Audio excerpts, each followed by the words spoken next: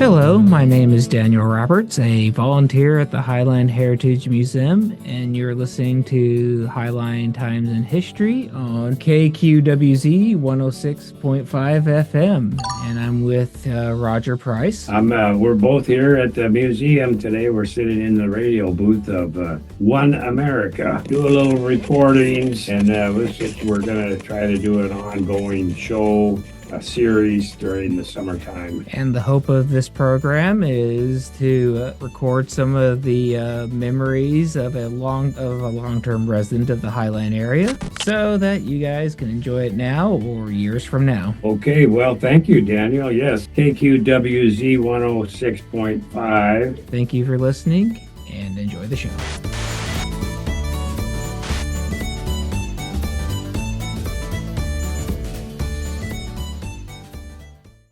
Good afternoon. I'm Roger Price, and I'm a volunteer at the Highline Heritage Museum, and I'm up in the radio booth today of One America 106.5, and I'm with Daniel, and I'm like to talk a little bit about the hobby shops that used to be in Burien. Quite a few years ago. I don't remember when the last one left, but of course it was kind of in style, or thing that was kind of everybody was interested in model airplanes and model boats and different things, model cars. And I saw a picture the other day in one of the old Highline Times where I get a lot of my information, but it was of a giant T, and it was one model that I had. It was a little bit bigger than I think the other scales that they used to sell at hobby shops. But I got this at Parker's Hobby Shop, and it was down on 152nd. Let's see, about where, it's across the street. It was just down from where the karate place is now. It's about the photo store was there. Bob Parker's, he took a lot of photos back in those times. This was back in the early 50s, but I didn't get into buying models till I was probably 8 or 9 years old, when I had my allowance gave me enough money to buy one. But yeah, it was a lot of fun. I know that Randy Parker's grandpa, he owned the store, and he used to build a lot of models that he would hang from the ceiling, model airplanes, and he must have kept awfully busy just trying to keep up with the different models that he was bringing.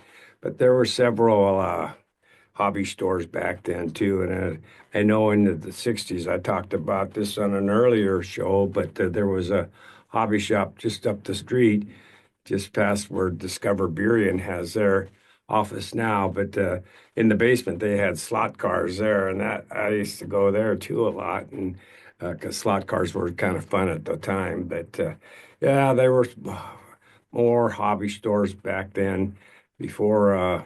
Well, it was obviously before South Center came, but because that put a little hurt into them. But yeah, they just kind of one thing that it's just kind of faded away. I wish we had more hobby stores around anymore, but I don't know if there are any in the around this area. There might be some down towards South Center, but anyway, I just wanted to talk about that a little bit today. Maybe Daniel has a favorite memory of hobby stores in his hometown in Las Cruces, wasn't it? Yeah. And hobby stores, I guess they've kind of changed what the hobby is, but there are things that are very similar. Back at home, it was called Hidden Treasures, and their whole deal was mostly a card game. So, a big one that probably even fair number of listeners might have even heard of is Magic the Gathering. So that still is a very big one. That's like a collectible cards that you build armies and that kind of stuff to fight other players. And they also have another hobby, a big hobby is tabletop games. So you have Warhammer and these other ones like from another company like Games Workshop. And they'll have shops that are completely dedicated to that, just completely dedicated to like maybe the Warhammer games or just to Magic or just card games in general. And you see a fair number around. Usually how they mix it up like with the card games, like they'll also sell comics and that kind of thing. So it's and sometimes they'll also have areas set aside for like Dungeons and Dragons, so like that pen and paper type of stuff. So a little bit different from like the slot cars that you had talked about I think a few weeks ago, and but different Yeah, hobbies, still same idea. different era. I mean, it was more more what was going on in your teenage years and before. So, but and model cars were really quite a thing. I used to get one that I think I bought one time I bought a model of a 57 Chevy or maybe kind of what was available at the time. But yeah, I thought those were pretty cool.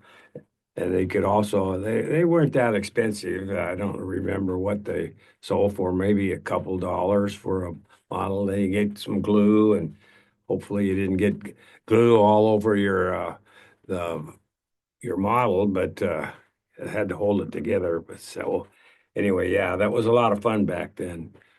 Yeah, like I think models are still a thing, though I'm not so sure about like like model car races like the slot cars and that. I haven't really seen much of that, but building models that's still popular and you know even at the museum I work at this gentleman like donated a whole bunch of them like of World War One and Two planes and he was really into it like he even like if the model didn't exist of that plane type, he then built it from scratch.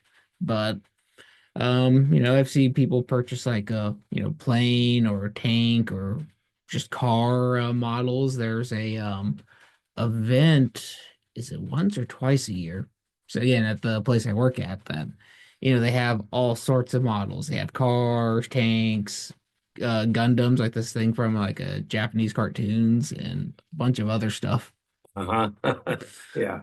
Oh, yeah, that would be a lot of fun. Yeah, I know that a lot of, and even model railroading, I think, is still popular with people. And we have the railroad museum, not really museum, but it's right down the street on 153rd.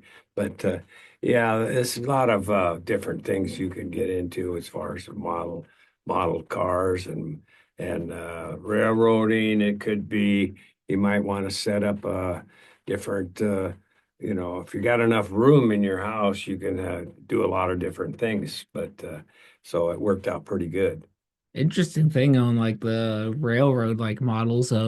So like on like on computers, like there's like a kind of a computer game that does like model railroads in a way. Like, I guess for the people that don't have the space. And I mean, there's tons of stuff people can buy that I mean, if you bought everything, you'd be spending like a year's worth of money. But it's it's interesting of how things like it's the same idea but it develops like with technology and I mean I guess it's not exactly the same thing because there's something about building your own train car as opposed to you just download it on your computer, but maybe it's designing whatever train you wanted. So Yeah, yeah, I bet you had that'd be a lot of fun doing that stuff too. And it was like I say, a hobby and different things. It kind of kept you busy and kept you from getting into too much trouble elsewhere. So those were good things. Yeah, well, and also on a different, this is a different subject that I'd like to bring this up. I have a picture here I'd like to share. That's a picture of the old Burien playfield, and it was probably about 1960, and it was being torn down. And at the time, they moved all the different ball field. They moved the ball field down to Mosier Field, and they had a setup there for. There was three different diamonds at first, and and they had the big diamond. I think the high school probably played there too. But yeah, this was in 60, and you can see the construction workers in this photo. They took the roof off, and you could see the bleachers were the only thing left. And I can remember playing, I believe it was 19, yeah, Little League in 1959, and we used to play there, and it was really a fun little stadium because it was really, you felt like you were in a stadium and it had a big grandstand section, and I know when if I wasn't uh, playing a game there, I was probably standing behind. The grandstand, and if somebody hit a foul ball, you used to go try and get it before the rest of the kids would grab it. And I think if you could take it and get it, bring it back in, you'd get maybe a quarter or something for it. I'm not quite sure, but that was always fun too. But yeah, that was, and it was actually between 152nd and 151st there. And there was the field house was there too also just to the south of the where the stadium was, and then they had tennis courts there too at one time, so it was a kind of a multi-purpose area there for kids to play, and they had a lot of things going on there. This was built back probably around 1939 or 40, and they built this for, I think it was maybe a WPA project or something like that. And they built several, I think altogether they had maybe five or six of these field houses around the area. One is, I think, still exists in White Center, and Des Moines still has their field house and field. And the same with White Center. They have several fields there. Maybe they've converted some to soccer, but because that's become popular. And there used to be a field house. I believe it's out still out in Enumclaw, and but I don't recall where some of the other ones were. But yeah, they were really came in handy back in those days when they put people to work building these things, and it was also a good thing to so that the kids could have a area place to go to play. Either could be basketball, baseball, or tennis, or just tumbling on mats inside the gym. So it's a lot of fun. Of course. Well, anything else you want to talk about today? Well, I think that's kind of wraps it up. I don't know, but yeah, that was interesting. I wanted to share that about the hobby shops, Parker's hobby shops, because Randy Parker, uh, my friend, his grandpa owned that, and Randy was one of my first friends I had when I was living in Burien, or the Vince's is now. So that was a lot of fun. Well, thank you for talking to us about that, Roger, and thank you guys for listening in, and I hope you'll tune in next time.